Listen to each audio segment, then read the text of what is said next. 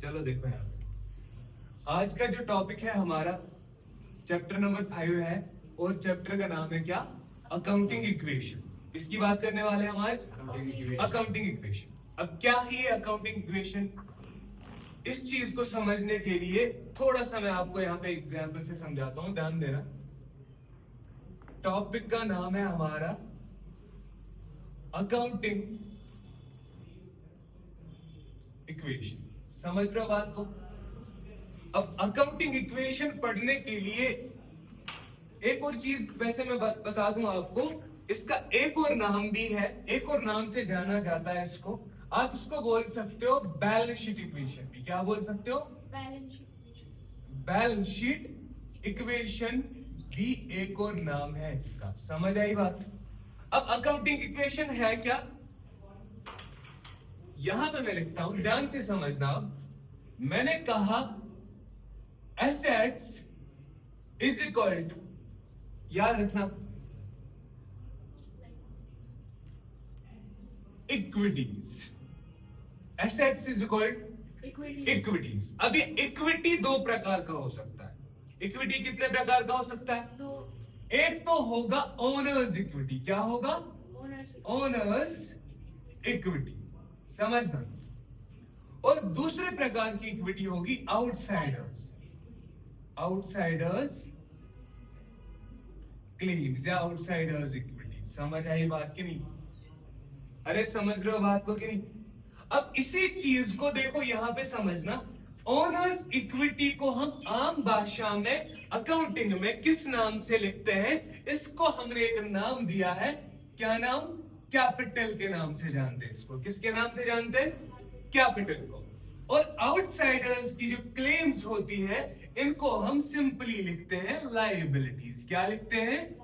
Liabilities. तो मुझे आप लोग बताओ, क्या मैं आसान भाषा में लिख सकता हूं फिर assets is equal capital plus liabilities? समझ आई बात की नहीं?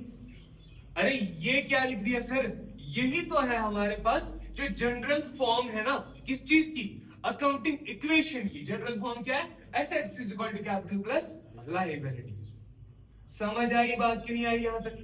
अब इन तीनों को मिला के हम किस नाम से जानते? चाहे एसेट हो, कैपिटल हो या लायबिलिटी हो, इनको हम कहते हैं एलिमेंट्स ऑफ अकाउंटिंग इक्वेशन। क्या कहते हैं? याद रखना, क्या कहते हैं? Elements of accounting equation. अरे बात समझ आए कि नहीं आई? Elements of accounting equation.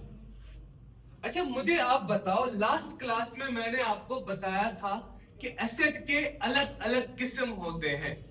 बताया था कि नहीं बताया था? अच्छा आप लोग मुझे बताओ, एसेट को मैं अगर तोड़ के लिख दूं तो कैसे लिख सकता हूं? मैं लिख सकता हूं non current assets plus current assets. बताओ लिख सकता कि नहीं लिख सकता?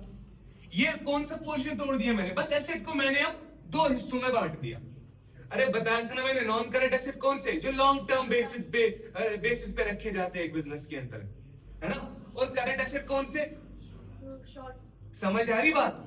जो शॉर्ट टर्म बेसिस पे रखते हैं अपने पास, जैसे कि हमारे पास डेटर हुआ, जैसे कि हमारे पास स्टॉक हुआ, ये क्या कहलाते हैं? करंट एसेट कहलाते हैं। खैर उस चीज की चर्चा हम नहीं कर रहे हैं, हम यहाँ पे सिंपली किस चीज को समझना है?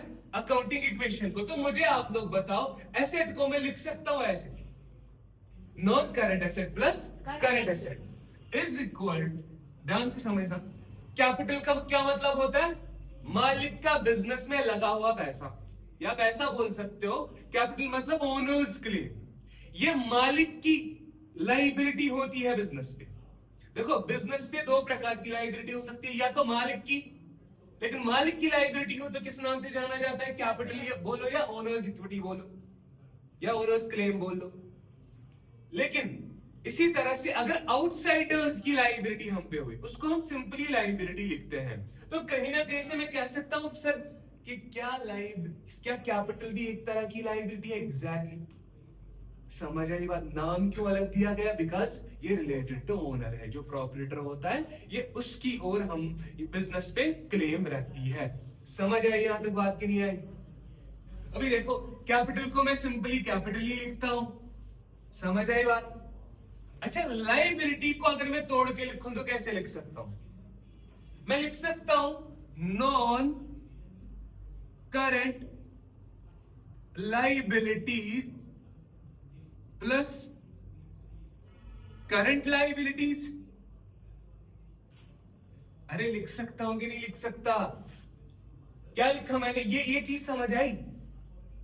तो ये भी क्या है? ये भी एक प्रकार से आप क्या तोड़ मरोड़ के हमने किस चीज को लिखा? फिर से अकाउंटिंग इक्वेशन ही है। समझ आई बात कि नहीं आई? अरे क्लियर है? अभी देखो यहां पे, अब थोड़ा आगे पीछे कुछ चीजों को किया जाएगा। बेसिक मैथ्स तो आपको आता ही होगा, है ना?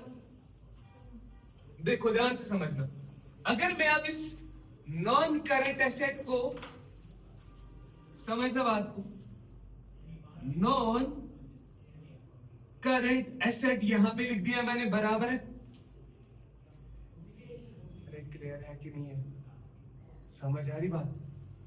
इधर से for example non current liability को यहां पे लेके आए तुम लोग, या ऐसे रखते हैं, देखो करंट एसेट्स मैंने लिख दिया, अभी सेम टू सेम है। अरे जो पिछला स्टेप है सेम ही चल रहा है ना। अभी मैं क्या कर रहा हूं, ये जो करंट लाइबिलिटीज है ना, अगर मैं इनको यहां ले आऊं तो क्या हो जाएगा? माइनस हो जाएगा। तो कर दो माइनस यहां पे, करंट लाइबिलिटीज। समझ आई बात कि नहीं आई? इज इक्वल टू, अब यहां क्या बचा?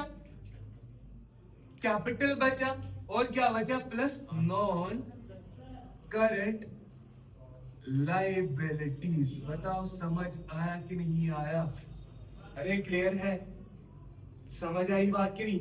अभी यहां पे एक चीज हाईलाइट में कर रहा हूं, समझने वाली बात है। ये वाला क्वेश्चन याद रखना, इसको मैं दोबारा अगले स्टेप में ध्यान रखना है। यहां पे मैं लिख सकता हूं इसको ऐसे, नॉन करंट एसेट्स, अरे समझ लो, प्लस, अब यहां पे देखो जरा, current asset minus current liabilities. ये वाला पोर्शन है ना, current asset minus current liabilities, इसको एक अलग से सेपरेट नाम दिया गया है अकाउंटिंग के अंदर। अकाउंटिंग में इस चीज को अलग नाम से जाना जाता है। सर कौन सा नाम है? इसको हम कहते हैं वर्किंग कैपिटल। क्या कहते हैं? Working capital. क्या मतलब? वर्किंग कैपिटल बराबर होता है current asset minus current liabilities. अच्छा, आम भाषा में अगर पूछा जाए, सर ये वर्किंग कैपिटल थोड़ा समझाइए, होता क्या है? वर्किंग कैपिटल का मतलब होता है एक बिजनेस की क्या, एक बिजनेस की क्षमता कि क्या वो अपने करंट एसेट, समझ आई बात? क्या उनके पास इतने करंट एसेट है कि वो अपने करंट लाइबिलिटीज को चुका सके। एक बिजनेस की ऐसी क्षमता। अरे समझ रहे हो कि नहीं समझ रहे? देखो ये नेगेटिव भी हो सकता है ना। नेगेटिव कब हुआ? कब होगा वर्किंग कैपिटल नेगेटिव? अगर करंट लाइबिलिटीज करंट एसेट से ज्यादा हुआ तो। और पॉजिटिव कब होगा? जब करंट एसेट करंट लाइबिलिटी से ज्यादा हुआ तो सिंपली आम भाषा में मैं बोल रहा हूं, current asset minus current liabilities क्या कहलाता है? वर्किंग कैपिटल कहलाता है। तो वर्किंग कैपिटल का मतलब क्या होता है ये तो समझना जरूरी है ना। वर्किंग कैपिटल का मतलब होता है एक बिजनेस में क्षमता देखना, किस चीज की क्षमता, कि क्या वो करंट एसेट, उनके क्या करंट एसेट का वैल्यू उनके पास इतना है कि वो अपने करंट लाइबिलिटीज को पे ऑफ कर सके। समझ आई बात? अरे समझ रहे हो कि नहीं समझ रहे? क्लियर है यहां तक? तो वर्किंग कैपिटल क्या है? एक बिजनेस की क्षमता देखना कि क्या करंट एसेट से वो पे ऑफ कर सकते हैं अपने करंट लाइबिलिटीज को।